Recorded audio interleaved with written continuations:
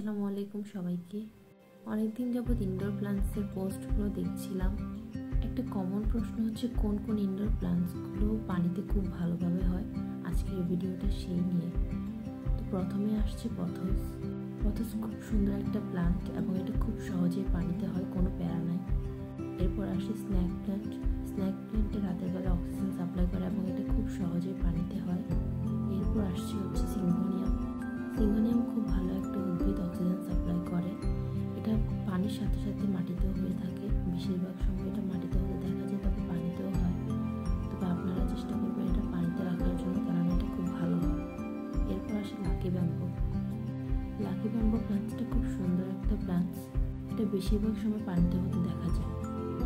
এরপর আসে spider plant. Spider প্ল্যান্টকে মাটিতে হতেও দেখা যায় এবং পানিতে হতেও দেখা যায়, আপনারা পানিতে রাখবেন। এরপর আসে পিচ লিলি। পিচ লিলি নামের মধ্যেই পিচ, এটা মাটিতেও হয় এবং পানিতেও হয়, তবে আপনারা চেষ্টা করবেন এটাকে পানিতে রাখার জন্য। ঠিক আছে, আজকের মতো এতটুকুই। সবাইকে আসসালামু আলাইকুম, ধন্যবাদ ভিডিওটা দেখার জন্য।